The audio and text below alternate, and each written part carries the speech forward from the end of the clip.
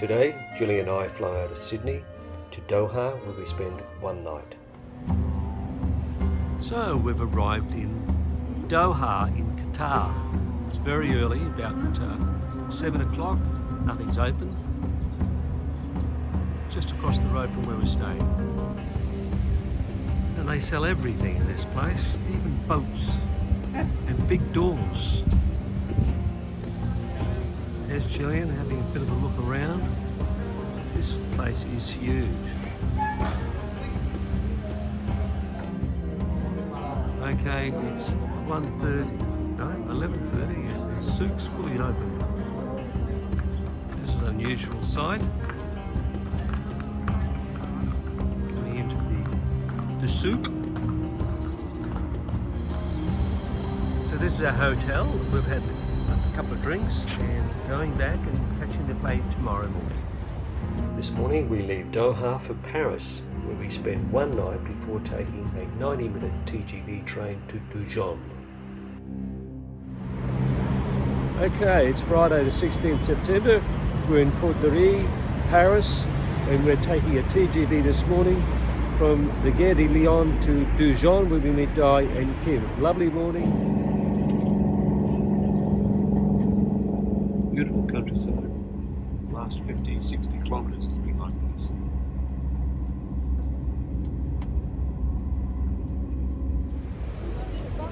Okay, it's 20 past 12 and we're in Dijon. Arrived on time and we're going to the Museum Beaunce. It's a beautiful city. Our room's not ready till about 3 o'clock. So this is just a pan around.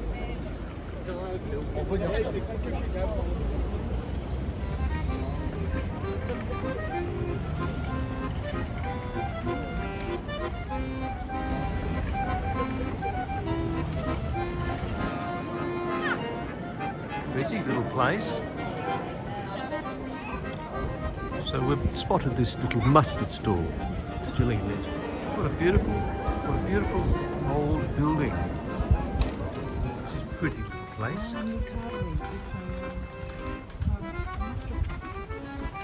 So we've just left the little mustard shop. This is the Bologna journey. Gillian's dragged me here to have another beer. No, not for me. Alright, 2 beers then. So we've had a couple of drinks. I have, Gillian hasn't, but it's now about 5 past 7. It's a lovely evening. Saturday morning and we're in Dijon. Di and Kim arrived last night and this is the Palais du Duc. Palace of the Dukes, Dijon. So we're going to have a tour in here. It's also called the Palais de Bourguignon. Fronting the Palace of the Dukes of the Burgundy is this beautiful square with lovely shops and restaurants. It's very early in the morning, normal time about 9:30. Inside the Museum of Beaux Arts, grand staircase and a statue of one of the Dukes of Burgundy.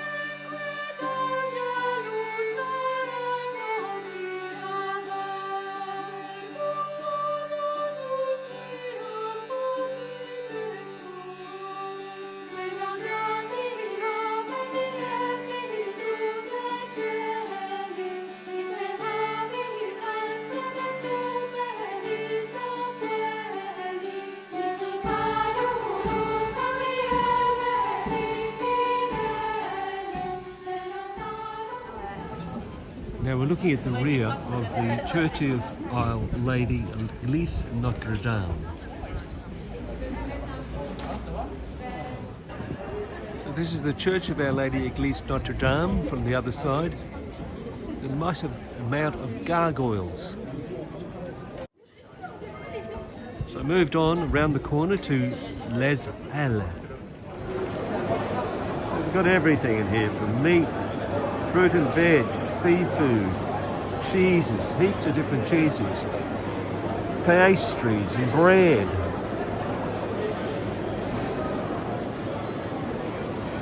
Dairy products. Goes on and on. Wouldn't one of these be great back home?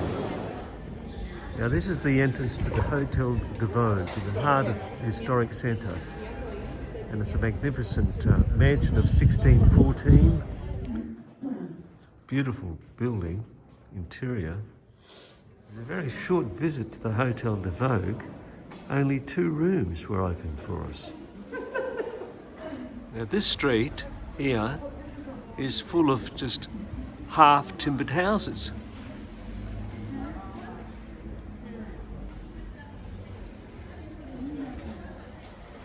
This is a very beautiful building with all that carved stonework.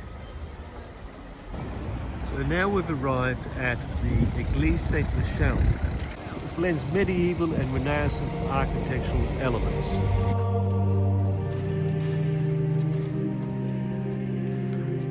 Someone's getting married. Does this look familiar? Well, it is. It's the same statues as you see on the edge of the Arc de Triomphe in Paris. Just left the museum ride, and this is the square up front of the church where that museum is housed. Behind that is where the wedding is occurring, that other twin tower church. And these people, they're all queuing to go into the opera house just to have a look, because apparently it's quite beautiful inside.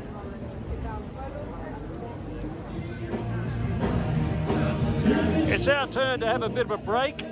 Gillian's gone walkabout. Plenty more things to see. Our first drink.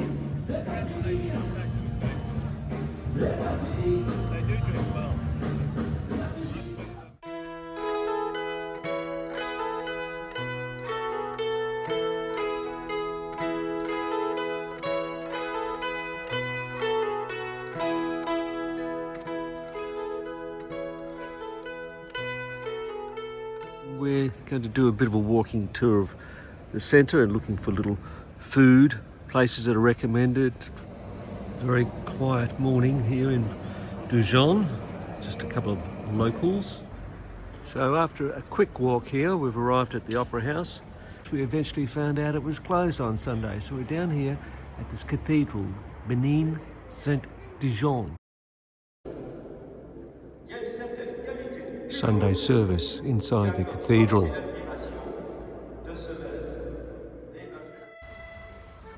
After quite a long walk from the cathedral, we're at the Parc Arquebus. Huge park, not far from the hotel.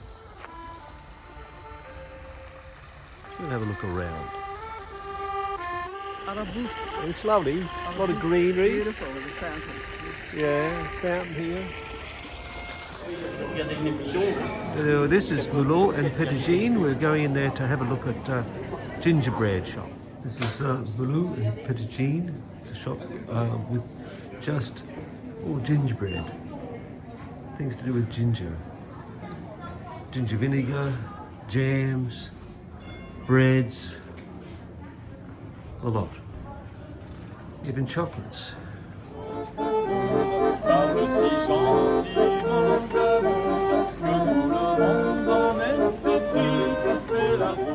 Now it's Sunday midday and we're going to La Halle, which is the markets, because they have a little festival, food tastings. Very busy little spot here on our way to Las Halles.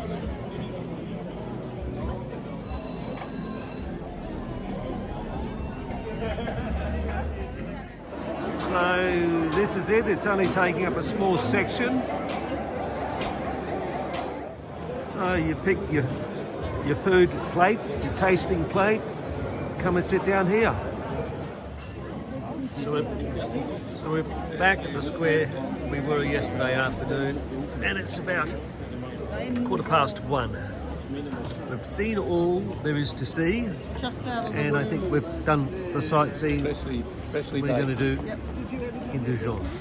This is a lovely park just up behind the hotel. Music playing, so got to go and have a look. Here it is. Lovely dancing.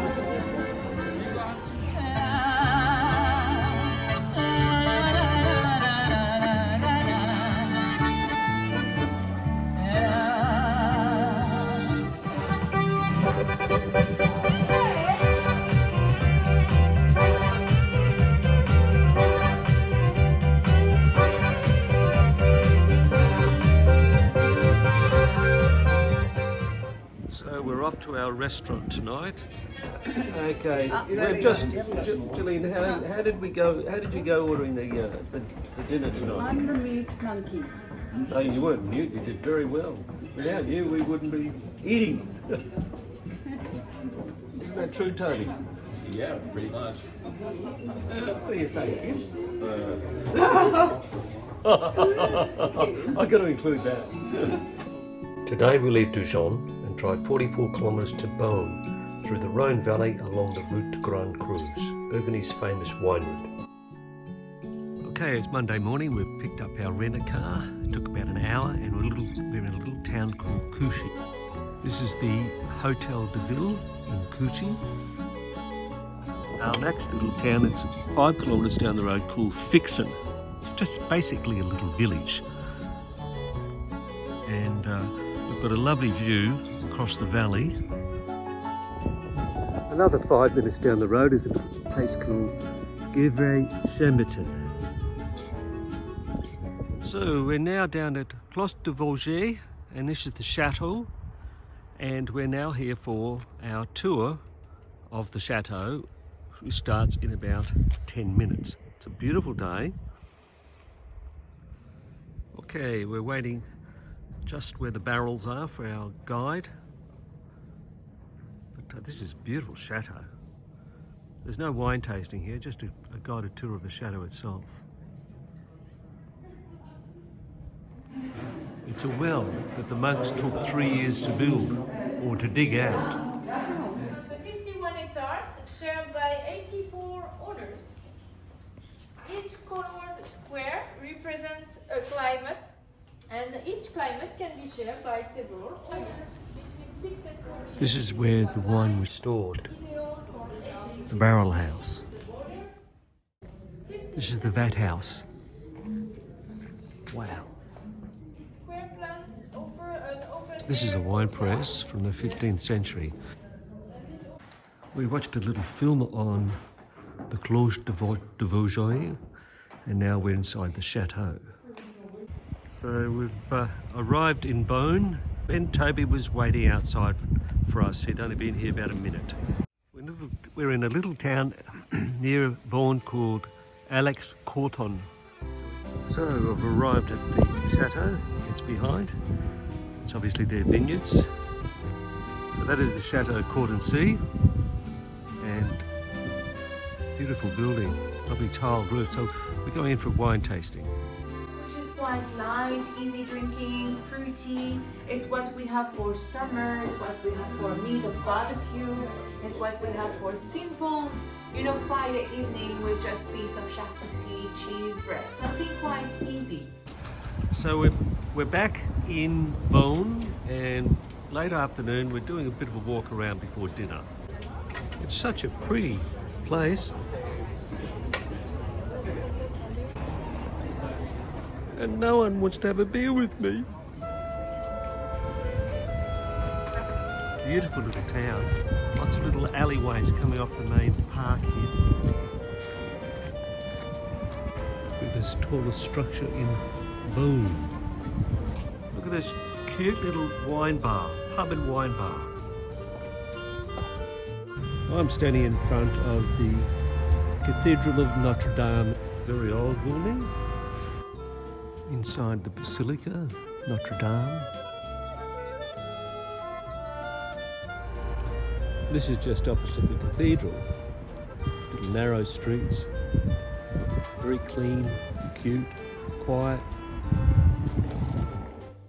Julian just went in to check out the menu of this little food outlet.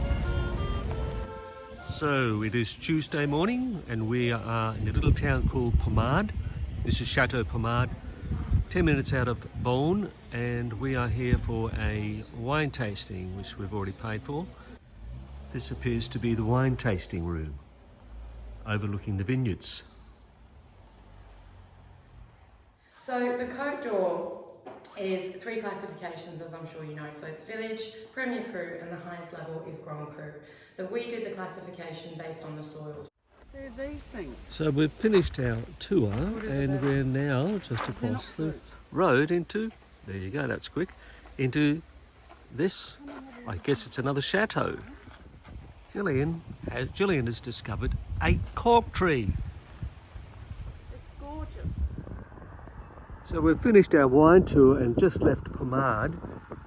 This is the countryside directly outside of the town. Look at all the sandstone walls surrounding the different vineyards. Now the chateau under restoration. Beautiful. Now this is a real little hidden gem.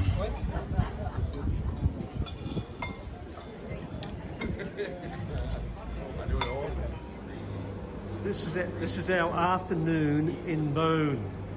We're watching the world spin by us. Here we are in Beaunce on Tuesday afternoon, probably close to 6 o'clock. It's a beautiful place. Reminds me of a little Disneyland with those buildings up ahead. Very quiet, a little park opposite.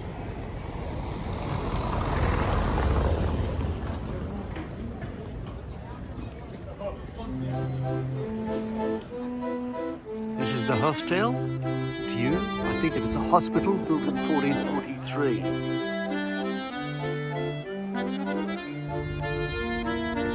Pretty, isn't it? Very, very pretty. Today we head south, stopping at Cluny to tour the remnants of the Abbey de Cluny before continuing on to Lyon. It's Wednesday morning and we have left Beaunce and we're travelling south along the route de Grand Crus. And we've got about another 30 odd kilometres before we end the route, but have a look at this countryside. A few kilometres further on, one of the cute little villages in the region along the route de Grand Crus. Have a look at the countryside here. This town, gorgeous, isn't it? We saw some fruit pickers. They've just walked off into the distance.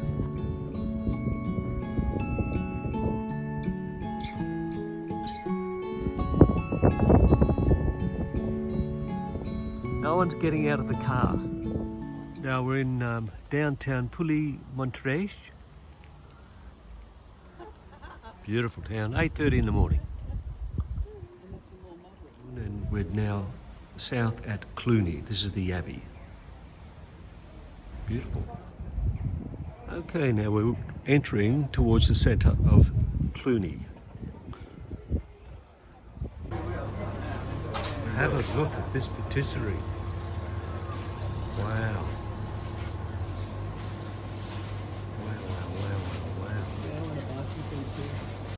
This is the back of the Abbey.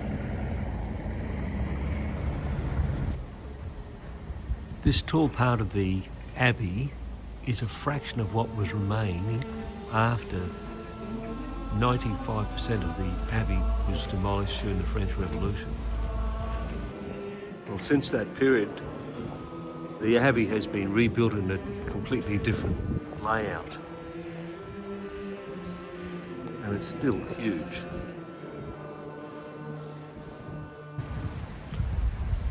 As you can see, it's a massive complex. Still original tower, it's remaining. Well, we're in Lyon and we've arrived about 20 minutes ago and parked our car in a little public car park, and our hotel is in the middle of the screen to the right of the pink building. So this is the old town in Lyon. We're just at the start of our little afternoon tour. Okay, so off we go. This is the Place Neuve Saint-Jean. And it is a square filled with traditional restaurants. Okay, we're looking for a restaurant for this evening and Di's texting Toby. It looks like he's coming along. This is what's called the Rue Saint-Jean. Beautiful little avenue. This is the Cathedral of St. John and is renowned for its 13th to 14th century stained glass windows. Inside the cathedral, you can see the effect of the stained glass on the wall on the left.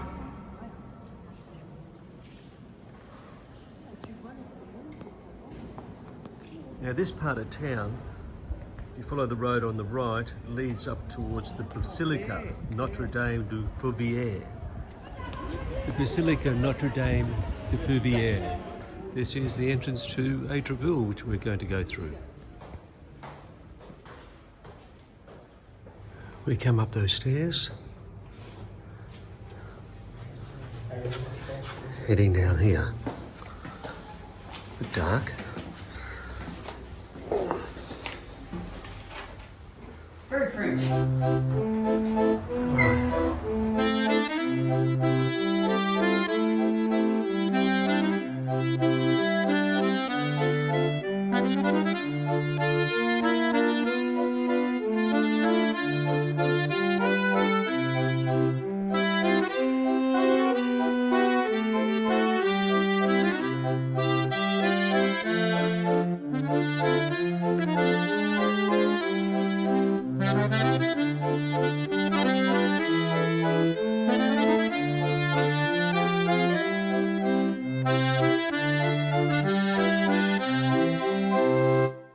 Morning, and that's the Cathedral Fauvier.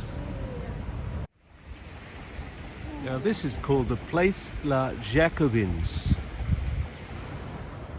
So this cathedral is the Église Saint-Nizier. It's very similar to all the others. Okay, now this is the river on the other side of the island. This is the Rhone River. These are cute little places just on the side of the walkway. A long, long walk today. This is the Place de la Republique. Now this is one of the main shopping streets. Beautiful.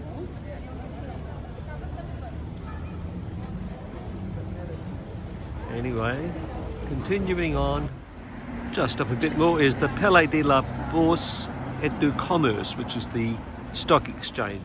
Okay, this is the Palais de Bourse on the other side, just as equally as impressive. There's our crew. Straight ahead, this is the town hall, the Hotel de Ville. This is Lyon's beautiful opera house. This is the opera house, the other side, and the town hall, Hotel de Ville. But anyway, we're climbing up the hill up to the Silk Workers Museum. Very, very steep, only halfway up. We've reached the top of our climb, right above Lyon. So we're inside the museum, and these are like a punch card. And this method, this binary method, is basically similar to a computer. And something developed in the late 1700s. This machine makes a ribbon, and it works similar to the others. It works from a punch card. It's what, not stairs. It's just a building. But have a look at the people on the balconies.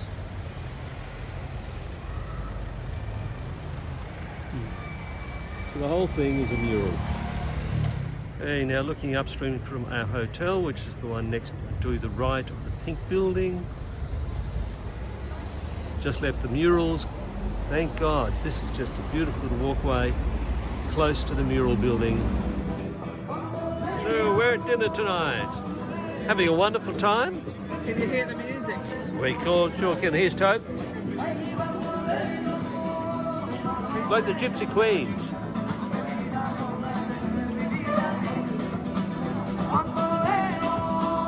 Very cool. It's Friday, the 23rd of September, and this is the Courts building. All right, we're on the funicular up to the Basilica Feuvière, above the old town. So we've reached the top, only a couple of minute ride, and this is the Basilica Feuvière overlooking the old town. It's quite detailed.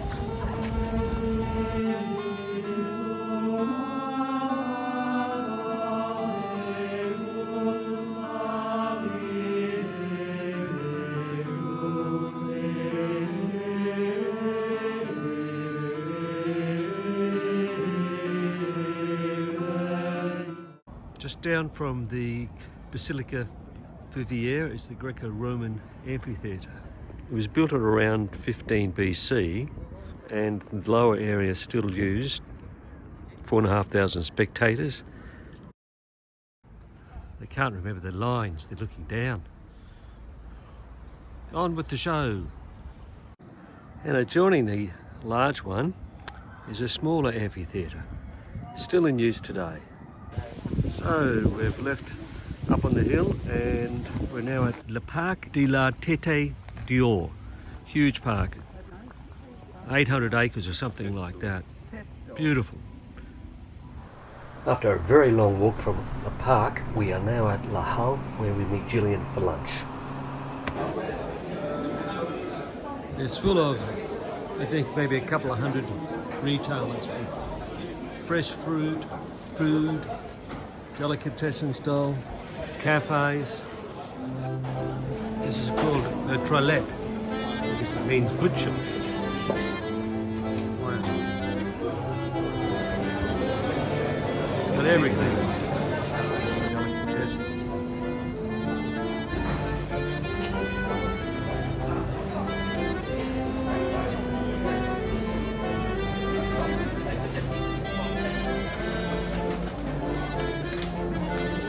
So now this is the centre for the history of the resistance dealer and also deportation of the... So this is the cellar area, basement, where the Nazis, Gestapos, would have been torturing prisoners. Resistance posters.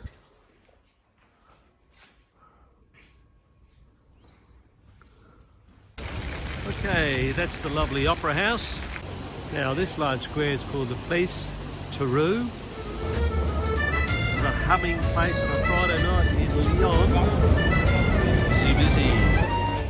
Today we head east 146 kilometres and into the foothills of the Alps to Annecy. Now it's Saturday morning and we've arrived in Annecy. It's about a 2-hour drive. Pretty old town. So we're wandering down to the old part of town. The oldest part of town on the lake. All a bit hungry, looking for somewhere to eat. So after our large lunch of potato and chicken or potato and jambon, we are now at the Église Saint-Maurice. So after lunch, this is a famous little spot in the middle of town, and it's called Place Saint-François de Sales.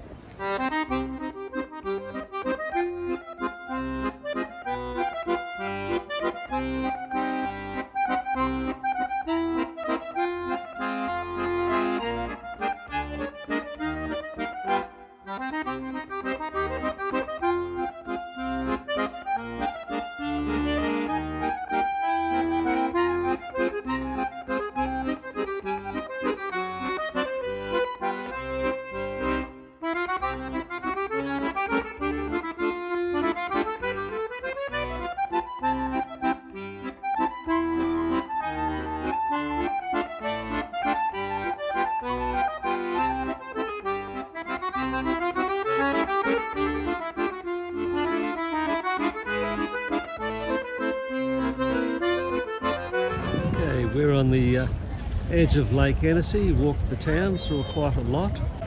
This is the little inlet leading into downstream. A fun afternoon on the Lake Annecy. See, it's a Cathedral Saint Pierre, and we're heading back to the Hacienda. It's after 6 o'clock and we're just going somewhere to have a drink and dinner. It must be about 7 o'clock and I had to take a video of this. Beautiful, isn't it? Annecy is very pretty at night.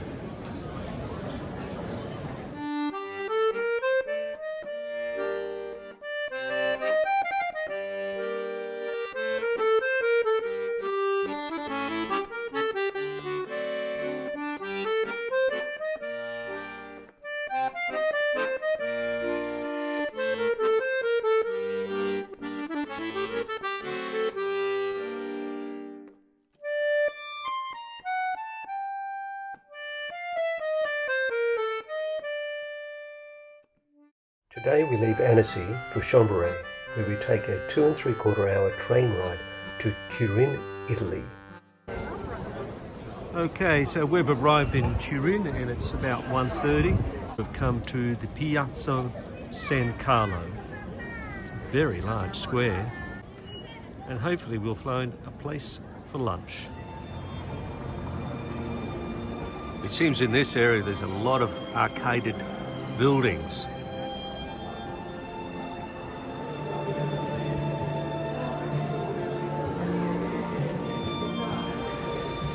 Okay, I'm in the Piazza Castello, and looking ahead is the Palazzo Reale and the Ameria Reale, which is the Royal Palace.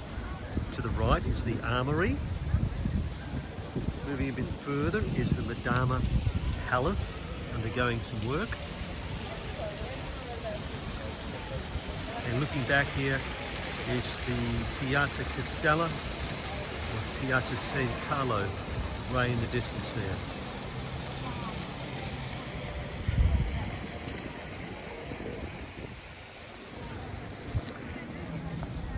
Got to catch up with the group. Okay, we're now going to do a tour of the Royal Palace. Well, Gillian doesn't like photos taken, neither does Kim. It's a frustrating work for us behind the camera all the time. Okay, we're still climbing these stairs, but have a look at this place.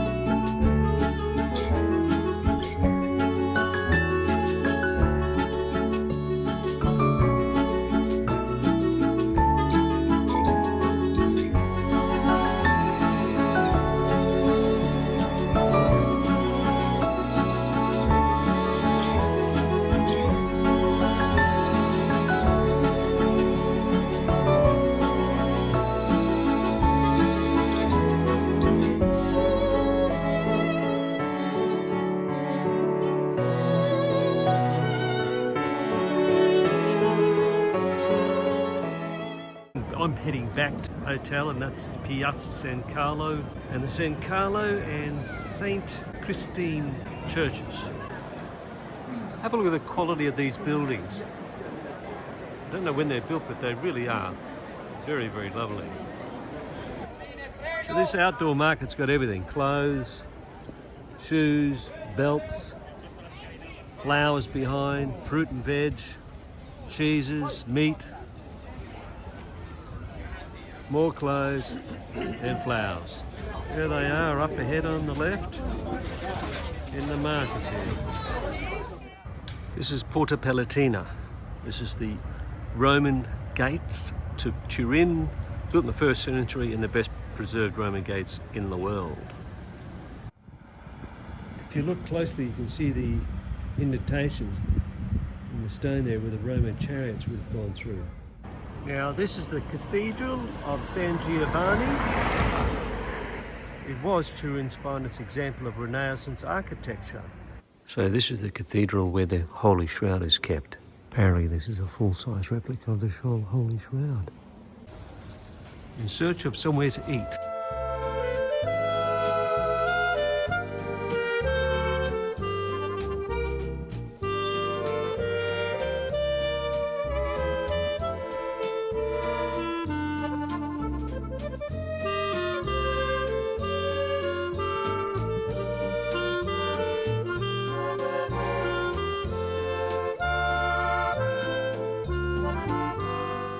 This morning we leave Turin and head north to Stresa, situated on the shores of Lake Maggiore.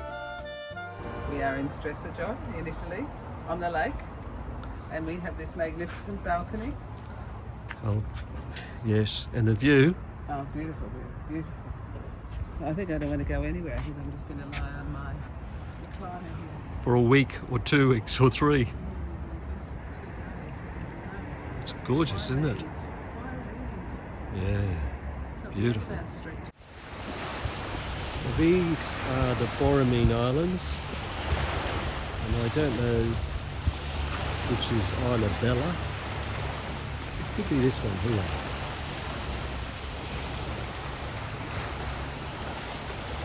One of the Borromene Islands from the opposite angle. This is one of a couple of large hotels fronting the lake. Park in front, gorgeous. So this is Stresa Central, their main square. Everyone having lunch, all over the world, just the same. It's a lot smaller than any of the little towns that we've been to. The old town of Stresa. That's a cute little alleyway, this one. No, the little lake way.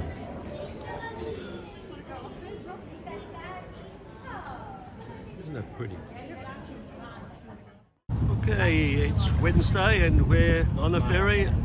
This is Isabella. Yeah. There you go.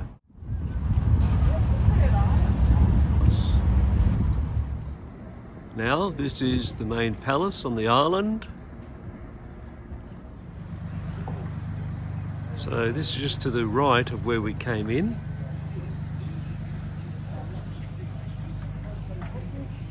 Beautiful. Beautiful restaurant. Kim, look what you're missing out on. There's another beautiful little restaurant. Cute little laneway. See where this leads us.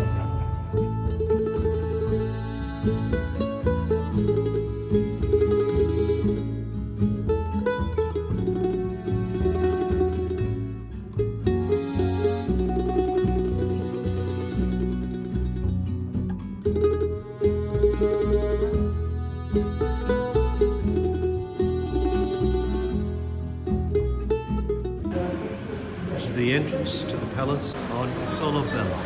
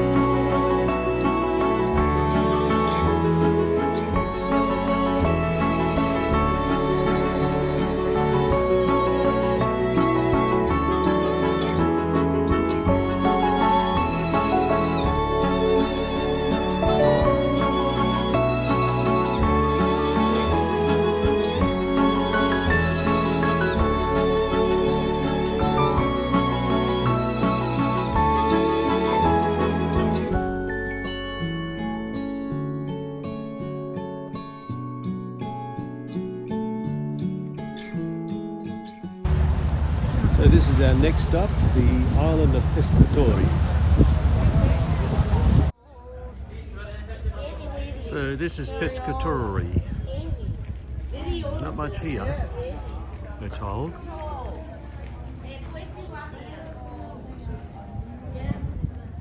So we're at the end of the foreshore here, and we're going to take a bit of a walk into the town. Lots of little restaurants around the place. Church on the left, restaurants, another one here, motels, that's it. Julian's disappeared off along the esplanade there somewhere. The church for the island.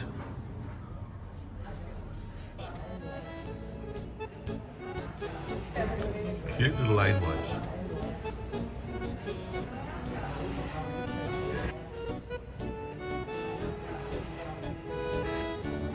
Wow, this is a lovely spot. Kimmy, you would have loved this. Restaurant Belvedere.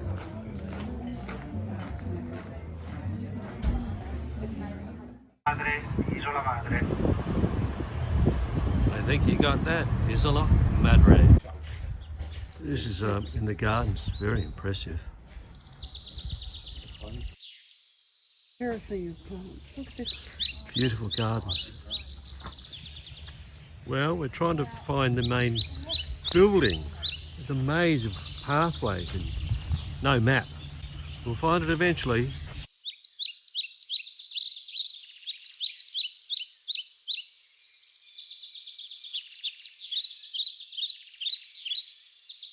So this is our first sighting of the Villa alla Madra. Okay, I've had a good look inside the house, the palace. They call it a palace, but not too interesting. This is the bookshop and cafe.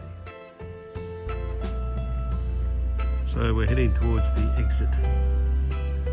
Ferry's leaving.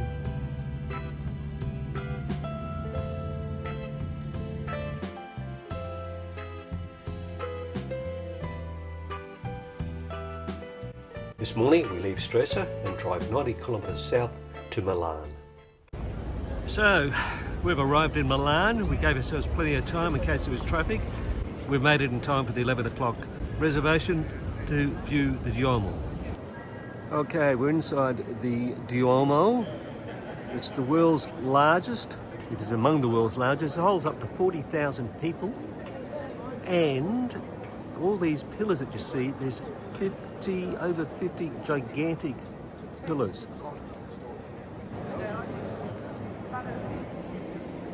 This is to the in front and to the left of the altar.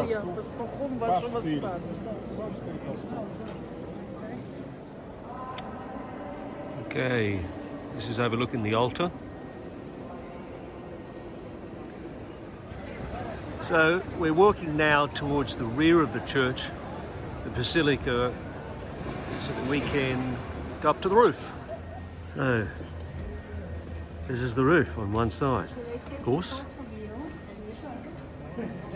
Now, well, have a look at this.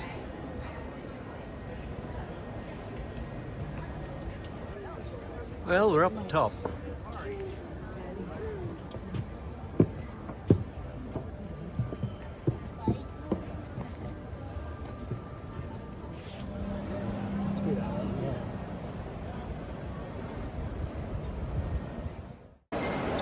We've had a lovely lunch, Kim and I, at this massive shopping centre, Vittorio Emanuele, and we're now going to La Scala, the opera building. And this is La Scala. Our next stop, 1:30. In we go. So this is the theatre, La Scala. So this is the foyer of the main boxes. Okay. We're now in La Scala, the opera house in Milan. They had a rehearsal or a live performance before. We had to wait. There's Kim. This is one of the old rattlers here in Milan. Oh, look at this, Trish. It's a record shop in Milan. It's called or Cudi Milano. Just around the corner from our hotel, we found a great little restaurant. You can see up at the top right, all the hams. They're real.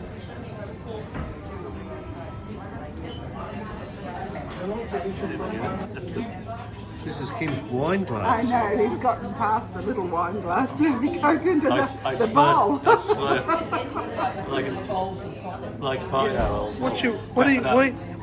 Why is it in there? He said that's an old tradition in Milan to drink wine like Out of that? Well, they probably didn't I have... said it's a bit like the Chinese and the Japanese. Yeah. So it's Friday, 30th of September, and we're at Svolvesco Castle.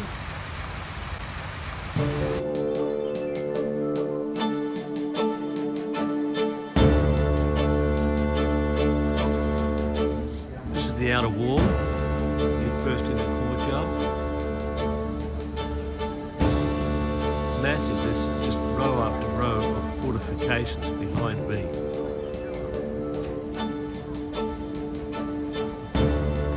So that's the second or third wall we've come to. This is the second inner courtyard, going out through that wall. It's a large inner courtyard. This place is huge.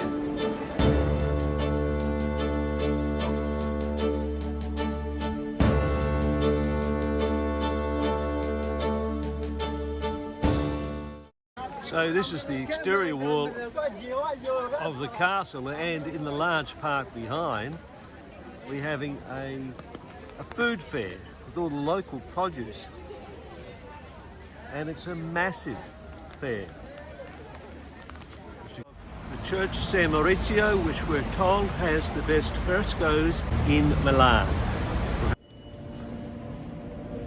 Okay, now I'm in San Maurizio Church, and it is apparently the most beautiful church in Milan, built in the 1500s.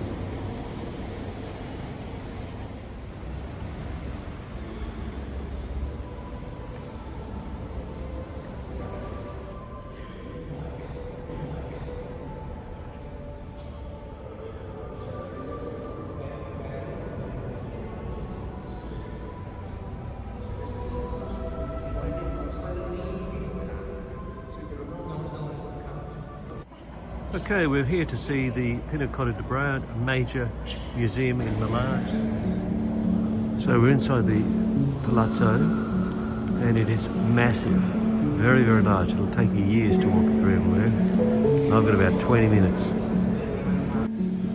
Heading back towards the hotel. Wow, look at this place.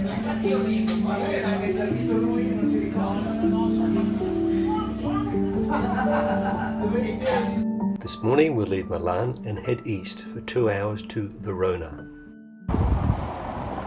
We've just arrived at Verona, and that's our accommodation. We're not sure whether it's a hotel or B&B or what it is, but we're right on the river.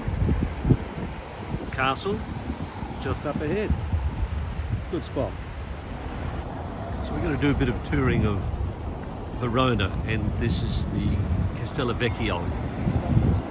It's a castle built back in the 1300s. The drawbridge into the Castello Vecchio. So we're inside the castle, Castle Vecchio, and it was the main fort of the town, built in 1355. And today it's housing a number of museums overlooking the Scarlegio Bridge. Bit of work going on here. Up on the rampart. The drawbridge into the Castel Vecchio. So we're in Verona. I don't know what the name of the street is, but it's one of the main thoroughfares. This is one of the old Roman wall gates. And look at these cafes. Beautiful fountain behind me, bubbling away. but people just everywhere. Behind the trees is the old Roman amphitheatre. And the old walls of the town. Beautiful park, which I was standing in before.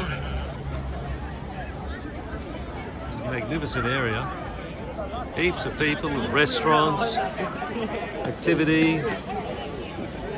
And this, one of these streets, via Mazzini, leads down to the main shopping area.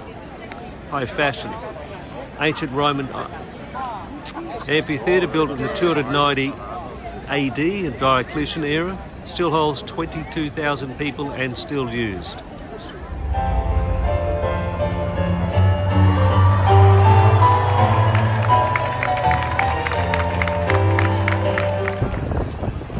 So this is Piazza della Urbe, which is the markets. So this is more of the markets in Piazza della Urbe in Verona.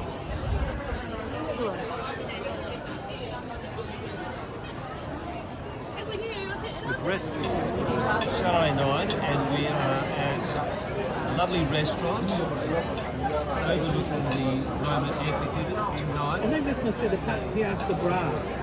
There's going to be a concert of some sort. Walls. Oh, I forgot to mention, 2 people here for dinner. So Sunday morning, 2nd of October, we're heading down Via Mazzini, and this is the main shopping street. You hear people talk about streets paved in gold. These streets are paved in marble. Lovely shopping area. Well, supposedly this is this famous tragedy, Romeo and Juliet. This is Juliet's balcony. This is the Piazza della Urbe. It's Verona's fruit and veg market. It's actually located in the same site as the original Roman Forum.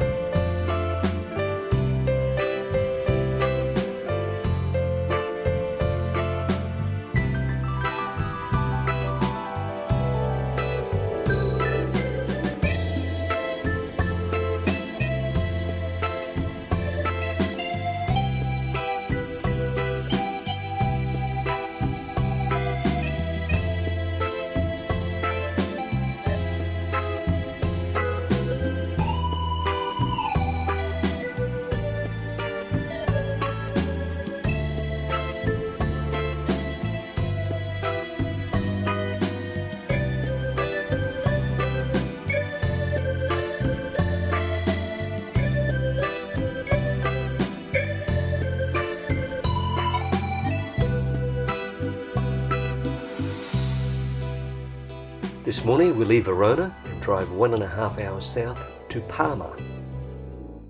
And we're in Parma.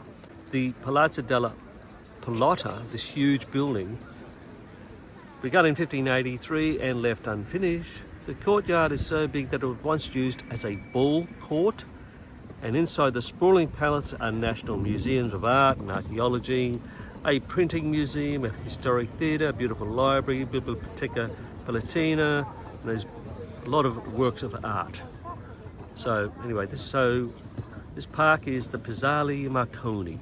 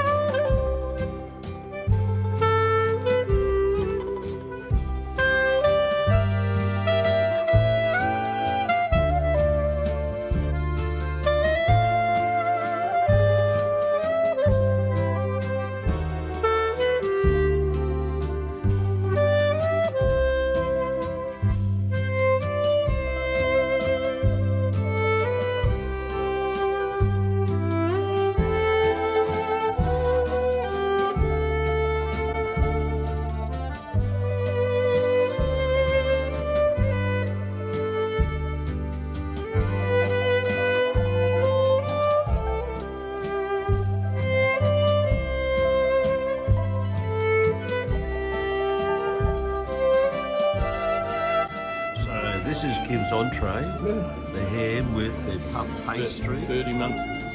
Oh, yeah, 30 months old. 30-month-old Parmesan ham. He still wants to eat it. Yeah. So I've ordered vegetables as well as this, which is beef stuffed with ham and cheese, and Di's got a risotto.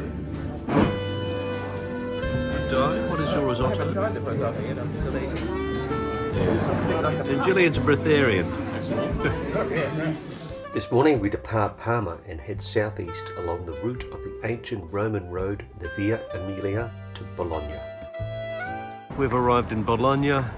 For the last few blocks it's been pedestrian only now in this section, heading down to the oldest part of town. Both sides of the street we've got covered walkways, block after block after block. Reach the heart of the old town, Piazza del Nettuno, that's Neptune's fountain. It's bank holiday in Bologna, everybody's out. And this is the Basilica of St. Petronius. Okay, we're in front of Basilica St. Petronius in the Piazza Maggiore. It began in 1390. It was designed to be even bigger than St. Peter's. Across here, looks like the town hall, something like that. This is the main square of the town.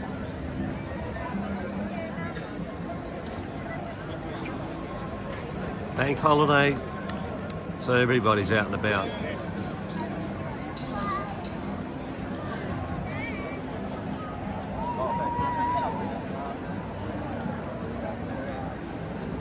Now I'm inside the Basilica of St. Petronius, built in 1390. The interior was finished and it was designed to be bigger than the Basilica in Rome, but it never quite got there. The facade was never finished, as you can tell, and to the left of it is the Mercato markets, the main markets of the town. We're going to have a look at that. Okay, so we're entering the main market area, food area. Have a look at this place.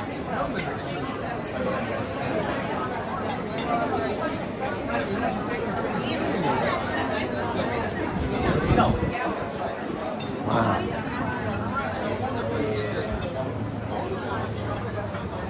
Beautiful. That's where I came from. It's a shop I just videoed. Place next door. Down the street. Wow. So busy.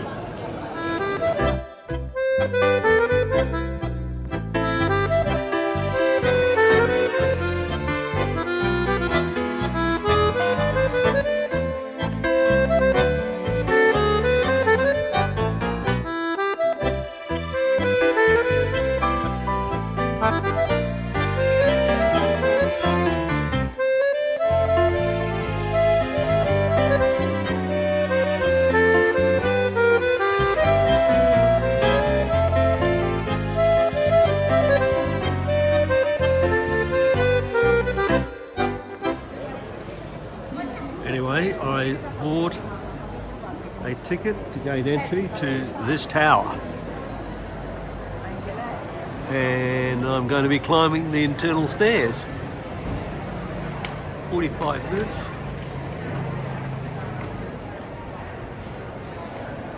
Wow. So this is the entrance. Tiny little doorway.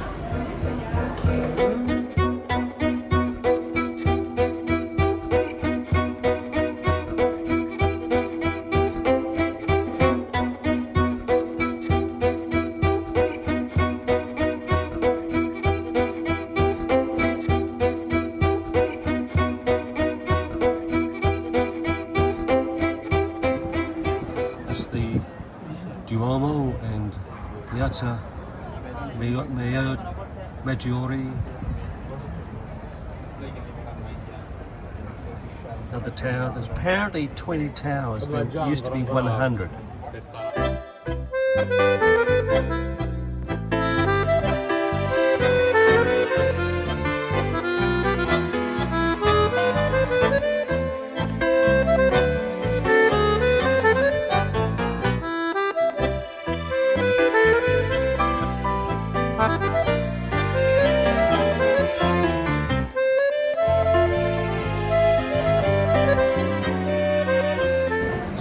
It's now Wednesday, the 5th of October, and this is the Cathedral di San Pietro Metropolitana.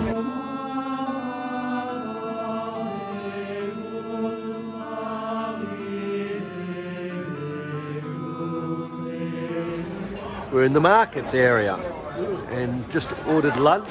Food market. Food market area. It's a busy place. And this is my food. Wow, Vima Parmigiano. Well, we'll see what that's like. Having a lovely time. Look at my ham. Yes, ham looks good. Kim's got the tagliatelle, bolognese. Anyway, time to eat.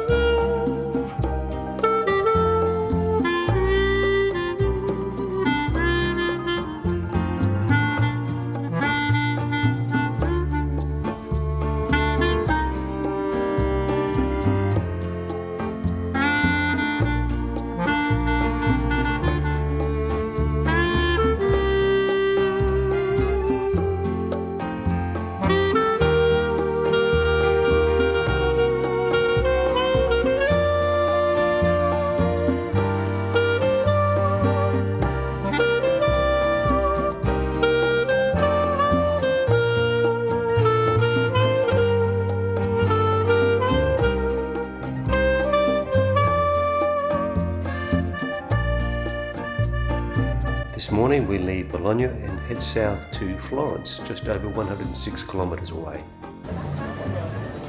So we've arrived in Florence, and this is the Cathedral di Santa Maria del Fiore. And here to the right is the baptistry. Beautiful. And a bit further over here we've got some Aussie tourists. They certainly look like Aussie tourists as well. Just a bit further along from the Duomo is the Piazza della Signoria, and this here is the Palazzo Vecchio. So this is the Uffizi Palace Gallery on the right, straight ahead and above me. This is the Uffizi Gallery, and we're on the top floor. This is just one wing of two. There's two levels of the whole place. Oh God.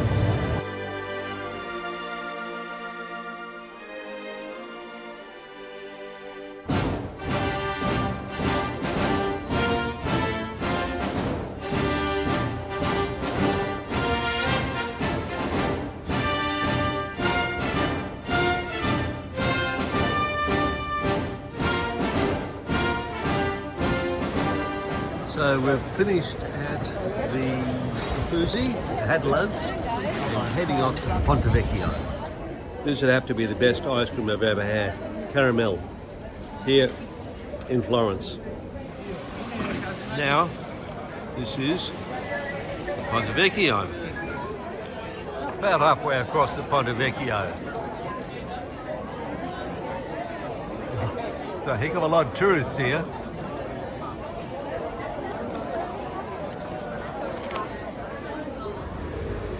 Now this area nearby is called the Oltrarno. Apparently it's worth exploring for its atmospheric lanes. They smell of sewerage and that, yes, that's a bit atmospheric. And there's workshops, studios of Florence's famous artists. Haven't come across that yet.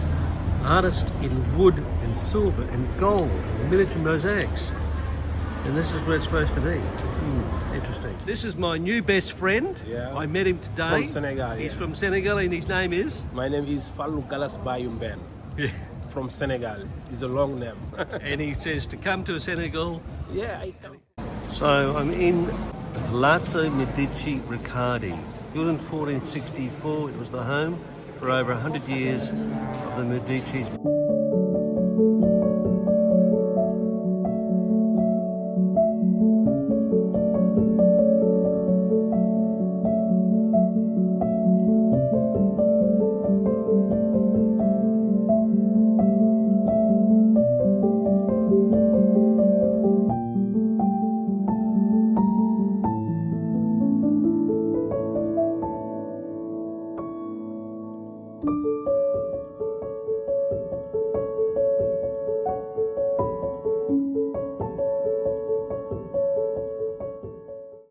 Okay, this is the Pitti Palace, eventually owned by the Medicis, and we're going in there today.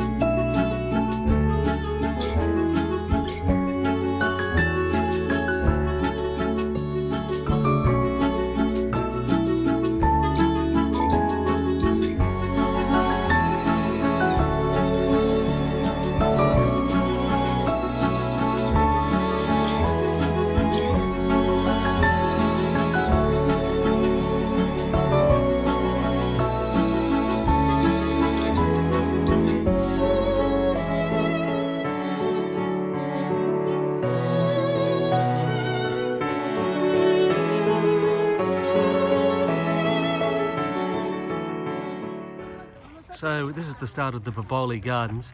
It's 122 acres. This is leading up to the top, fountain, all that, manicured. Now this is the last set of ramps and stairs. Okay.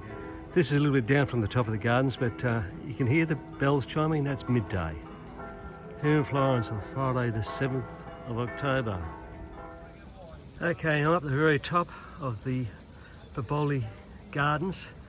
This is not part of their land, but it is someone's, and it's very, very beautiful. Very lovely.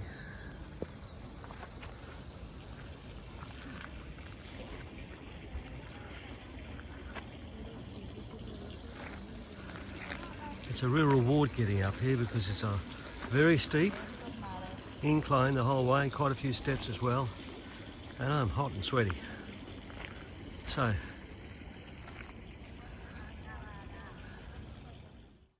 anyway, we're on the Ponte Vecchio and Kim's had enough. He's abandoned Di. She's gonna be sitting here all day. That's right. Actually, no, I can push it. I'm on the Piazza Vecchio in front of the Palazzo Vecchio. We've got entry tickets, hopefully, to go in. This is the Salone di Cinquecento, whose ornate coffered ceiling rises 21 metres overhead. The walls are lined with monumental paintings of the Medici and their history.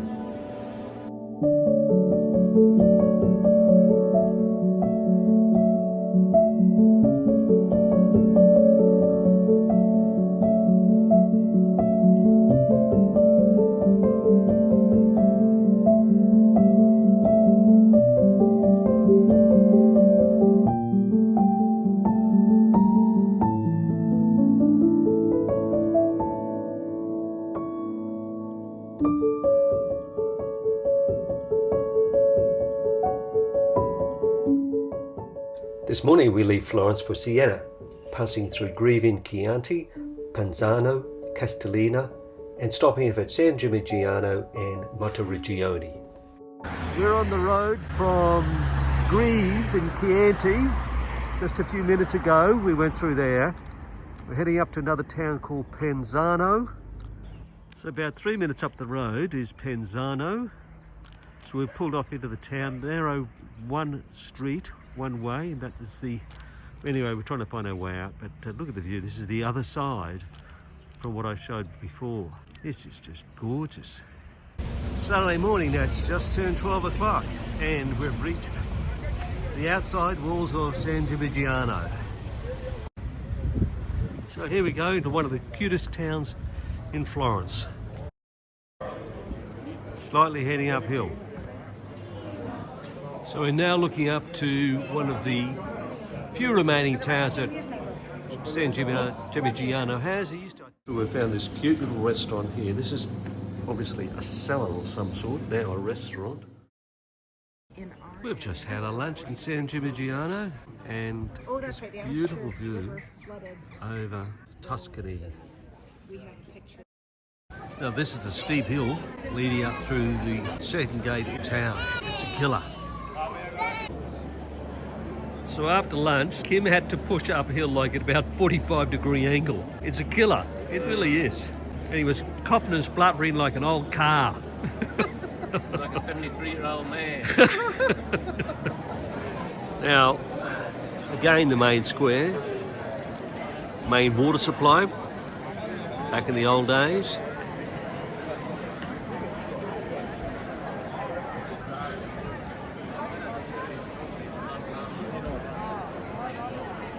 There's our crew. It's a beautiful day. It's not hot at all. It's wonderful weather. I'll go in and see what this guy's selling. Porchetta Toscana. Doing little porky sandwiches. Have a look at him. Have a look at the piggy. Yeah. All right, so we've left the Piazza del Duomo, the one on the left of the camera, and this is the Piazza Cristina.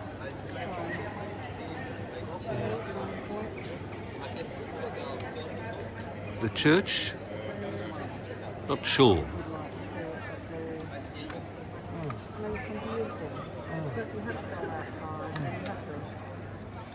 So we've just arrived at Monteriggioni, a wall town completely encircled by these stone walls. Been here before, we're going to have a look again. In through these walls, the main gate. So the town doesn't consist of much. We've got the main entry gate. Got these restaurants around.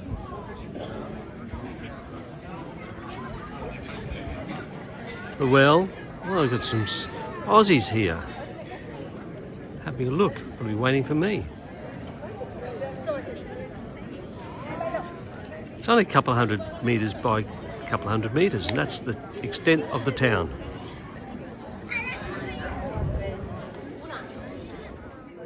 We had our little tour of the town, only half an hour, but that was enough. So now off to Siena, and a concert tonight. That's the view as we head back towards the car park from Monteriggioni. So this is Siena, Saturday night, and we're here for the opera. Di's just getting her voice ready. She's doing quite well. She's a star attraction.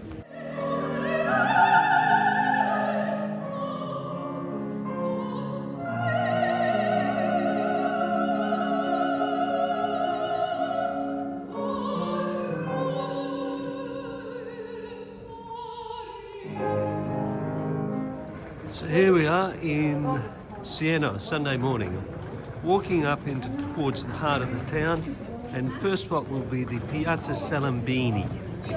Palazzo Salimbeni, which is surrounded by 3 palaces. And in the middle is the palace occupied now by the Bank of Monte de Paschi. So here we are, walking down a bit further, Sunday morning. So we're in the Piazza Tolomei, and this beautiful building is housing a big bank. Of course, that's the only one who could afford to own it. Came across this beautiful building, the ceilings We're on the edge of the Piazza del Campo and got a bit of a slope here. So we made it down that steep slope to the Piazza del Campo.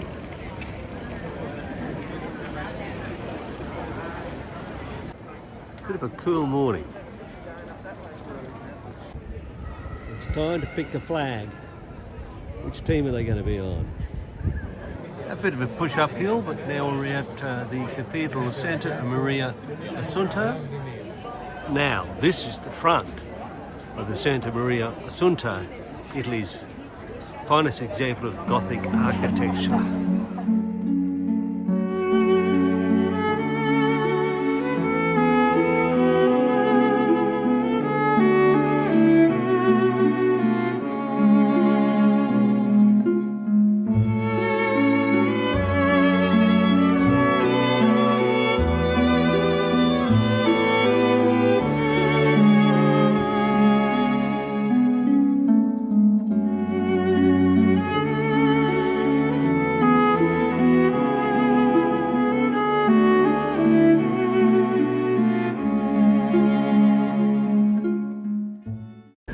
So standing in the middle of the square now, and this is the other side.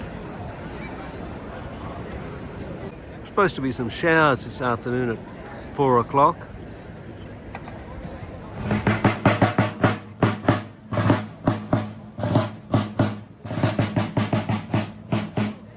The older men, the young boys, then the ladies.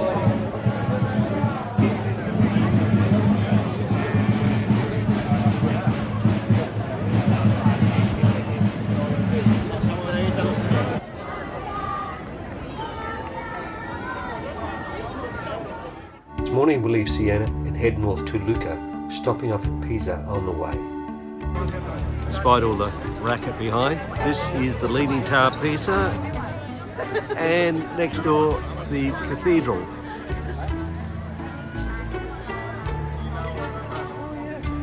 And baptistry. So I've arrived in Lucca. Up ahead there's a car blocking my passage here. Very, very narrow street. I want to go straight ahead. Our hotel's right on the corner there, that yellow building. Anyway, so I'm going to go down the street and find a car park somewhere. Yee-hee. This is the way we drove into Lucca, down here. We're going somewhere for lunch. We had a lovely little lunch here in Lucca, and it's Monday afternoon.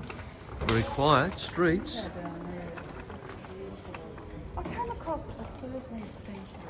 Very quiet. So we turn left into the main street in Lucca, heading to the Piazza. Sì, sì, la richiesta è 135.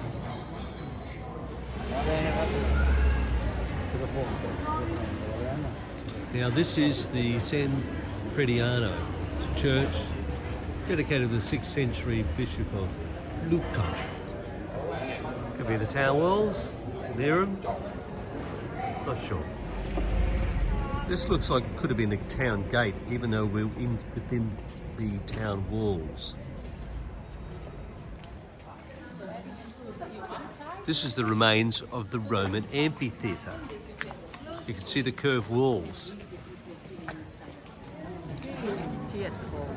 Okay, this is the old Roman amphitheatre in Lucca's historic centre.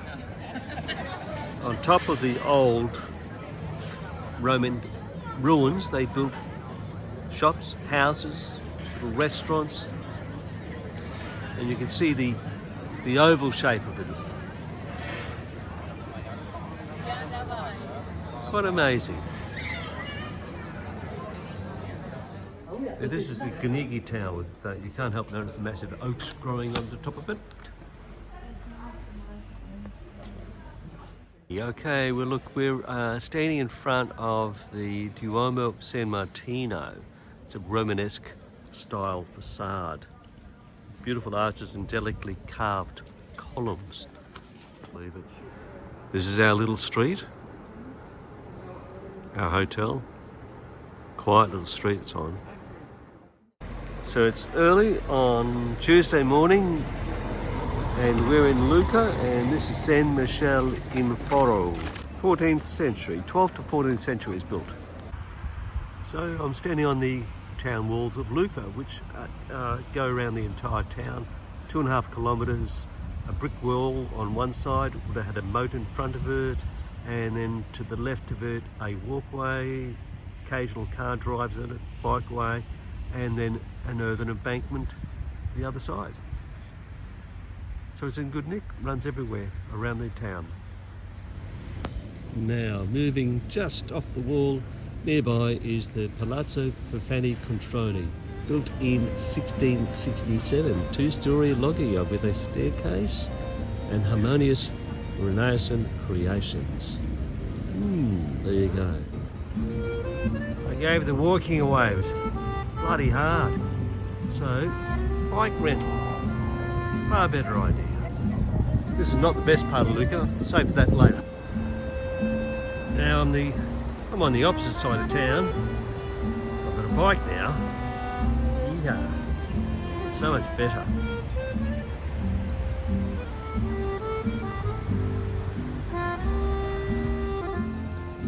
Look at this cute little place, it's sitting on the town walls. Lovely for lunch. The only thing, it's 1.5 kilometres, 1.1 k's from the hotel. I don't think we'd get die here. This morning we depart Lucca and take a 4-hour drive south to Assisi. So we've arrived in Assisi on Wednesday morning. This hotel to the left of the green awning is where we're staying. It took us an hour to park the car and unpack and everything, get the rooms, so we're going to find somewhere to lunch. Through the arch we went. Lovely little restaurant up here, but I think we're going to be going a bit further. To the old town, up ahead. Well, I just got finished pushing Di up that steep hill. It's a killer. So we're in the main square, and this is a 1st century BC Roman temple, and then turned into a church, and it's the Temple of Minerva. Main square in Assisi. Well, we've had a lovely lunch, and unfortunately it just happened to be in this tunnel. That direction on the left is towards our hotel. This is the Tower of Terror. What do we have on the top shelf, ladies? No, they're just meringues. Meringues. And then, oh God, here come the Americans. Gotta get out of here. This is the town walls way up ahead, the gate, and this is the Basilica of Santa Chiara. Got great views, we'll have a look.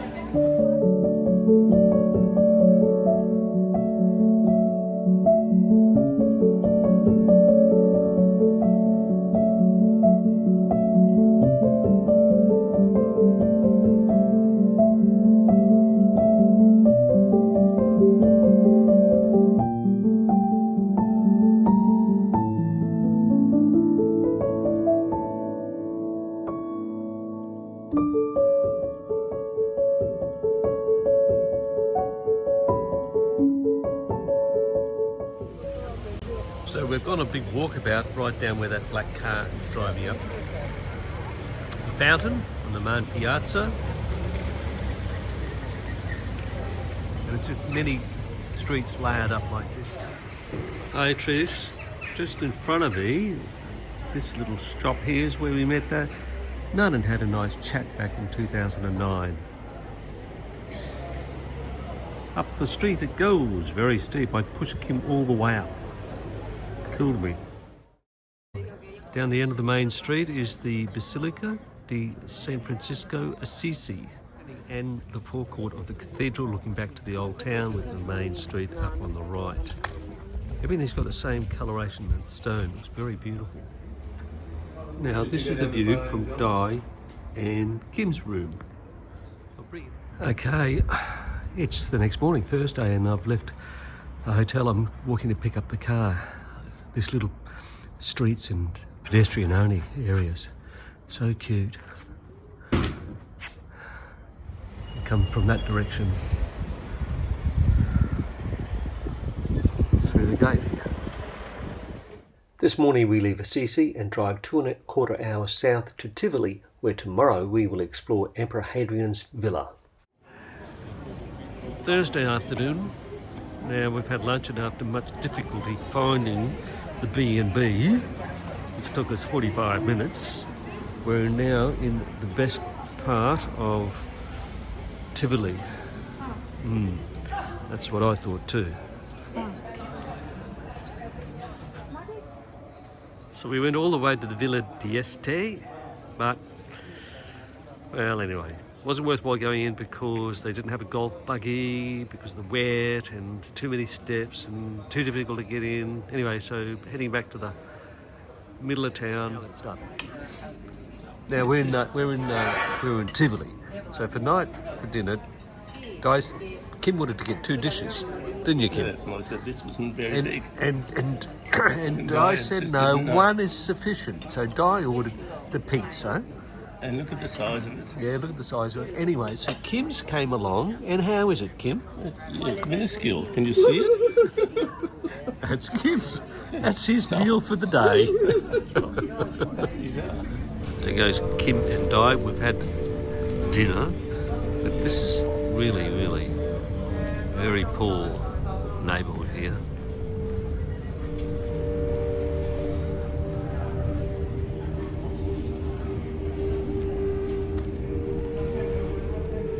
In the distance you might see Kim and Di. This is the street leading to our B&B.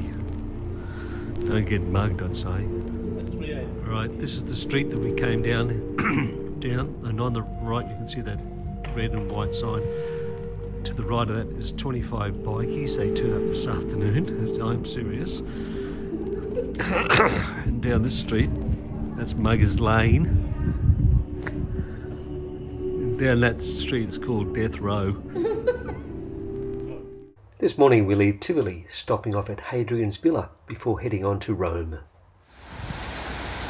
So Friday morning, and we're in Tivoli. We're going to head to Hadrian's villa, and a beautiful fine day. Great.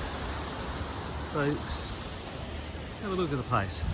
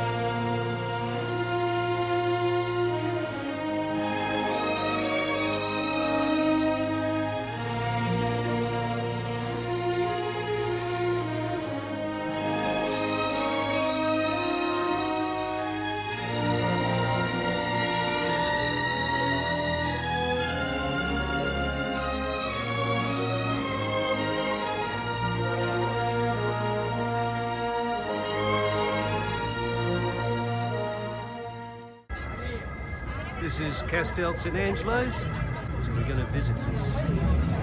This is going to take us into the actual Mausoleum fortress. On the bottom there was a large statue of Hadrian which is gone, been removed, and was walls covered with marble, and we're heading up a ramp.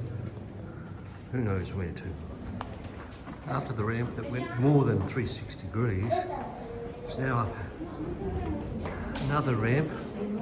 Stairs, ramp, who knows?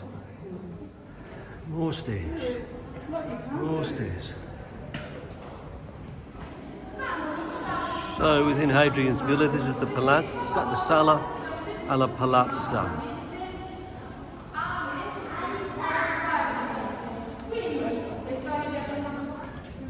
I can see the light. We're still up not. There's still more up here. Oh God. Exhibition path. Here we go.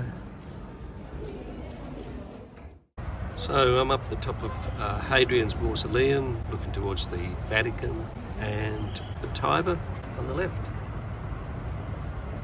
Looking towards the very summit. I don't know who that is up there.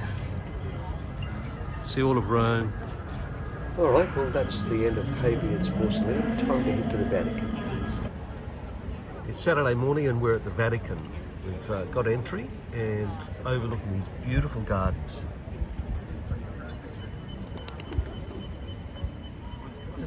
Magnificent. Another internal courtyard in here. It's a lot of baths that are shown in this section. 1, 2, 4 over.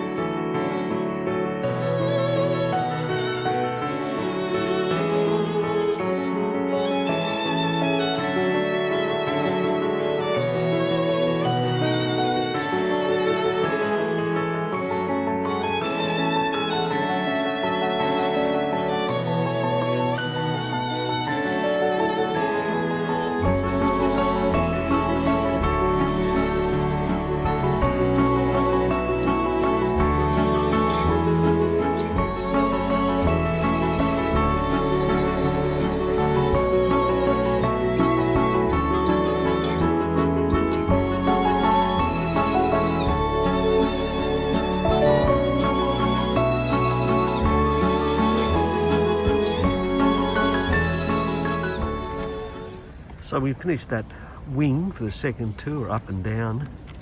So we're out in the garden, as you can see. Beautiful. Behind the olive tree, up on the right, that's where we took the first photos. And here's a little cafeteria. It's lovely.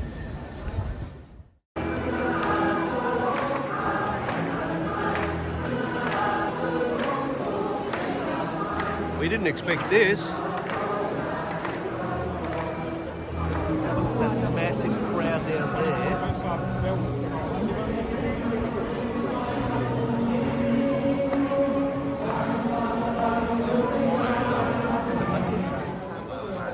On our way to Piazza Verona.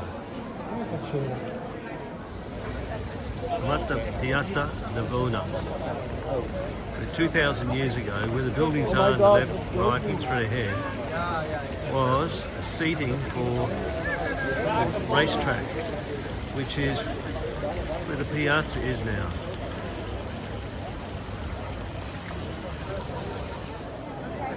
So after the Piazza Navona, we've arrived at the Pantheon. So this is the Parthenon. It's the largest dome in the world, probably until St. Peter's. It's unreinforced concrete. It was functioning as a church for centuries, and that's why it was never destroyed. Have you found it? Oh yeah, massive crowds, all right. More crowds than I've ever seen here before. Check out the little umbrellas above each person. Each person has one. Yeah, I've just arrived at the Spanish Steps behind me, and the sea of people here is amazing. The street ahead, look at that. So that's the Spanish Steps. Gillian's on her way up there on the left somewhere. There she is, funny hat. So we're going to climb up there and then head to a train station, a metro.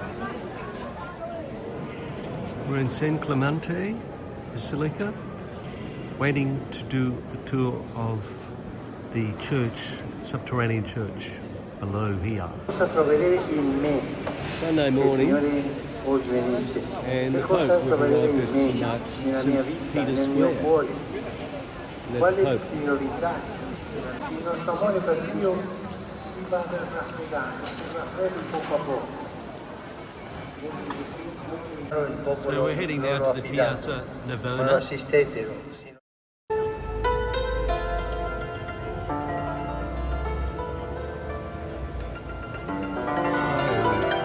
We're in the Piazza Navona. Come from the Vatican, 10 minutes away, €28 fare. We're going to have lunch here.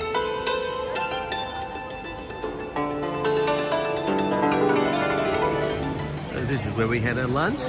Wasn't cheap either. €24 for a seafood salad, and then €8 for a couple of beers each.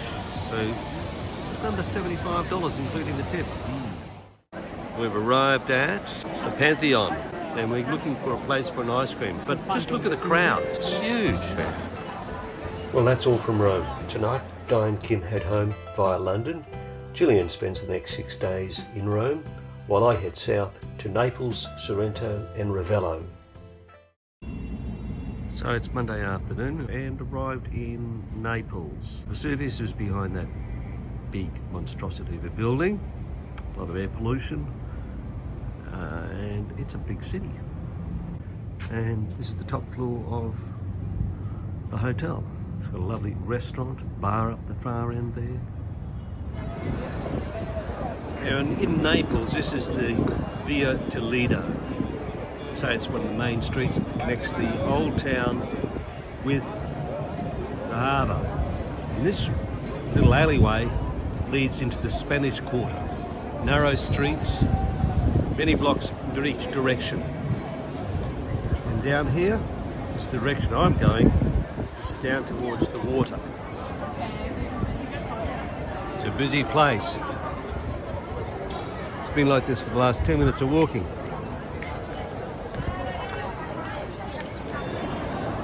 Situated on the Via Toledo is the Galleria Umberto. Looks like a lot like what we saw in Milan. Beautiful. All upmarket shopping. Getting down to the water's edge, you can see the cruise ship. And this is the Piazza di Plebiscito, the largest square they have in Naples, where that yellow building was, or is. Opposite that is the Via San Carlo, government buildings all around the square, except for this massive church.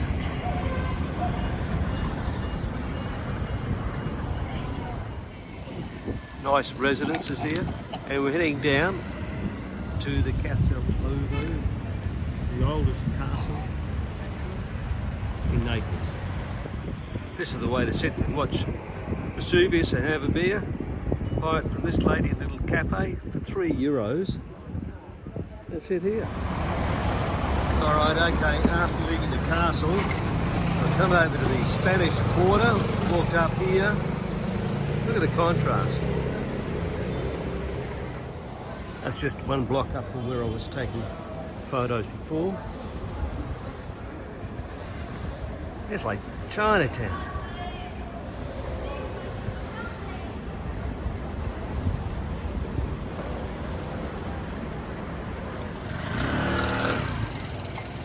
smell of two-stroke pervades the air. Everywhere. Look pretty at night, lots of lights. Okay, on one block parallel to the Via Toledo. So this looks at night, they've got all these lights strung up, so they look quite pretty. A lot of little restaurants. So this is Naples about 20 to 7, and this is the street the hotel's on. It's Monday night in Naples, and I'm heading into the Spanish Quarter, which is up the two laneways either side of that building.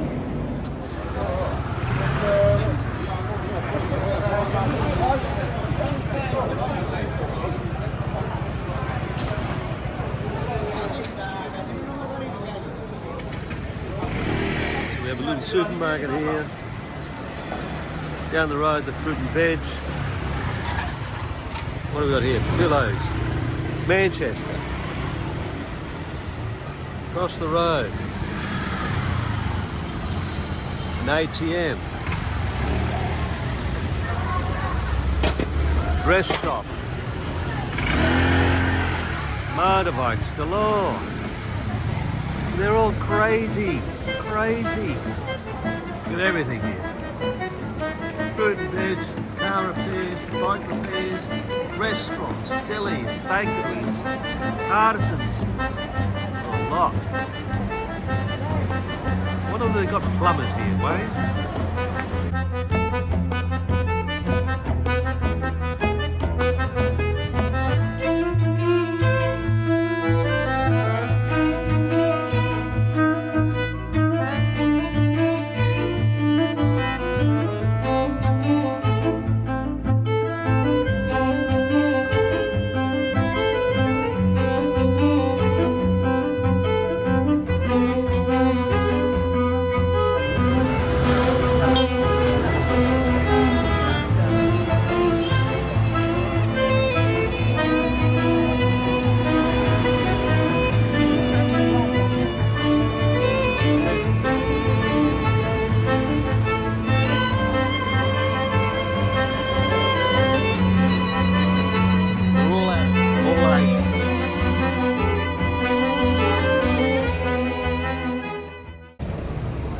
Wednesday morning, 18th of October.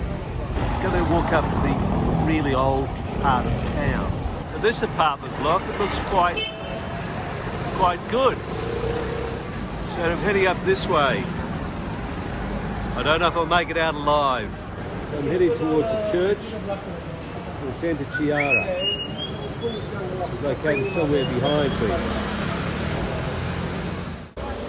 Further down the street is the monastery of Santa Chiara.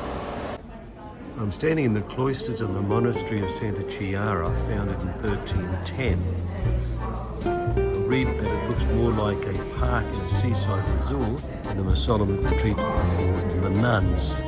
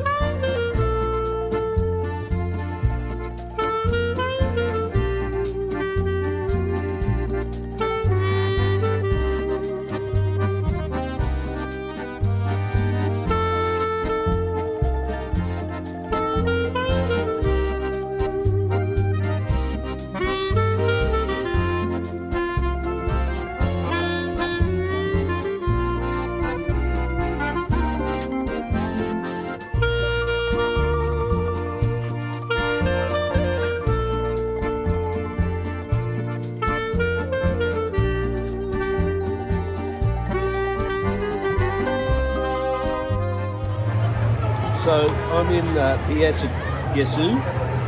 Yeah, not Guess Who.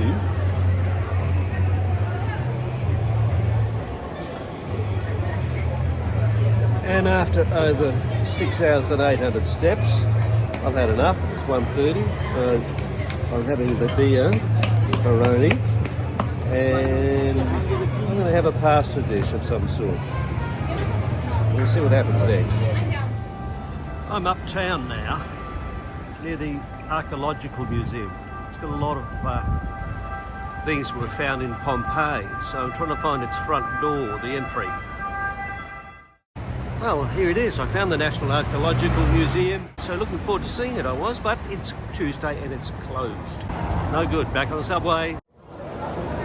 So this is the Toledo metro station, coming up where my hotel is. It's back at the hotel, the restaurant. Lovely views here at night of Naples. Vesuvius to the right, the big tower, and the harbour. Wednesday morning, about 9:30, and I'm above Naples. And behind me is St Elmo's Castle. Apparently you get better views than what I'm standing on at the moment. So here's the castle. Got to go in there and somehow or other get to the top. Finally made it up the top after a series of ramps. They would design those so the horses could climb. Overlooking the Bay of Naples, Vesuvius. Another fine day with a lot of smog. My hotel is somewhere down there. After St Elmo's Castle, it was time to leave Naples and head 50 kilometres south to Sorento. So I'm on the outer edge of Sorento, 50 kilometres south of Naples, and it's taken about, I don't know, 45, 50 minutes to get here. A lot of heavy air pollution. Caravan park that Prince of Mo stayed on, 2009, was the end of that peninsula. Anyway, I'm going to make my way to the hotel. Straight ahead, the old town walls of Sorento.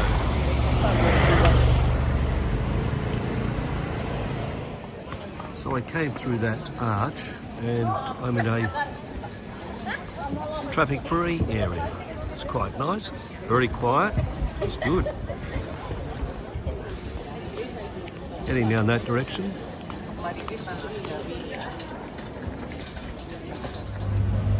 The Imperial Tramontano, and I'm heading down there for lunch with Trish and I. So in Sorento, that's where I had my lunch today,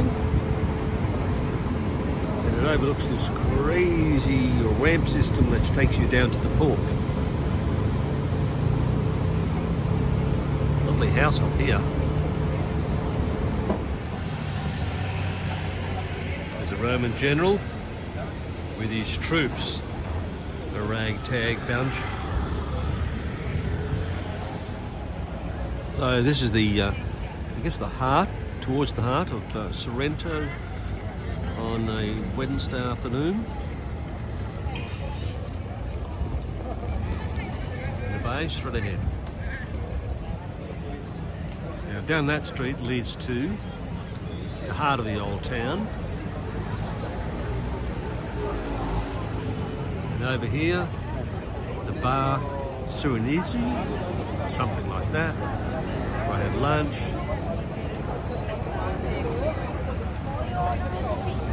And these people, of course, settled in for the afternoon. It's even prettier at night than it is during the day. It's about 10 to 7, so the sun's set and it's very pretty. I'm going to head up towards the main square. It looks very nice at night.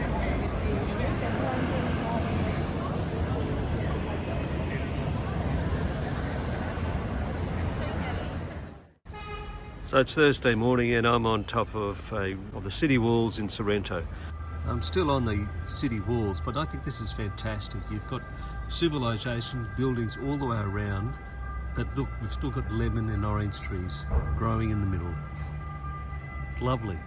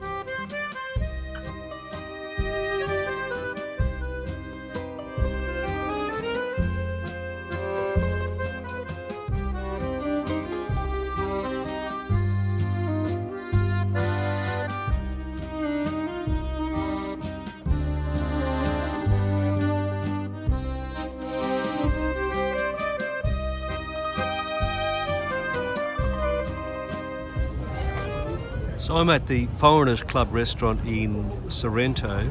Trish and I went here in 2009. Couldn't believe how lucky we had such a great view at the time, and today is equally as good. You can see Vesuvius. First time since, well, when we arrived in Naples 3 days ago, it was completely out of sight. And today is just perfect. So going back to Vesuvius, Naples is in the distance there. You can see it behind the palm tree on the right. That's Naples. I'll zoom in a bit, show you how it really is. This is real life.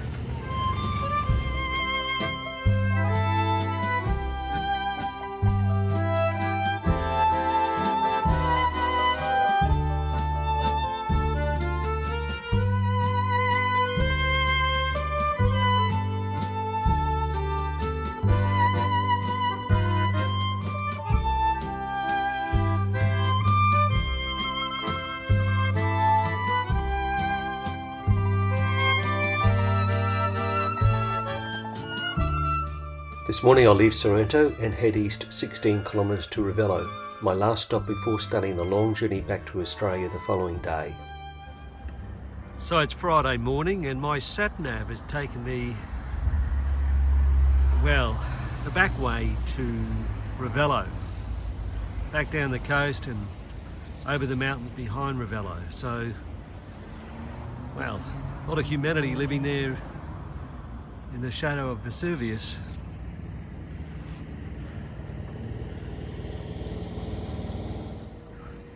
So I have arrived in Ravello, and it's a lovely day.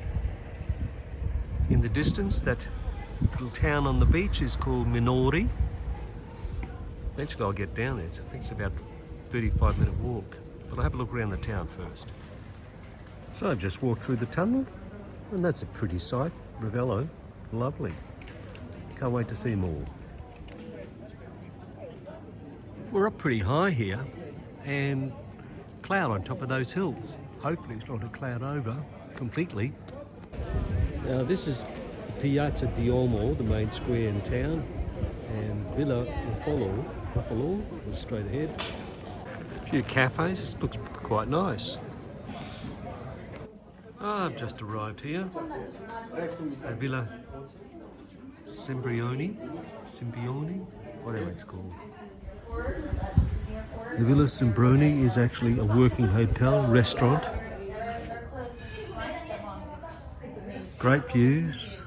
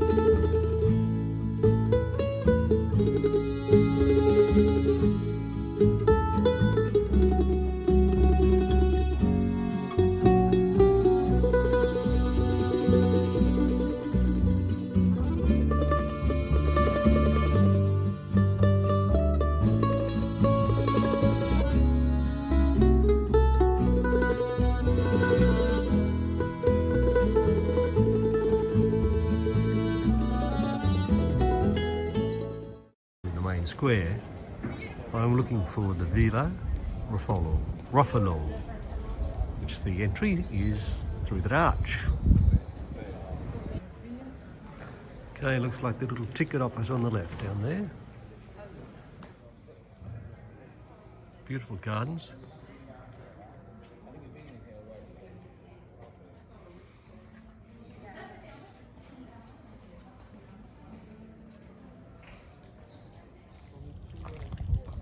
I'm down at the Belvedere and the church bell just struck midday.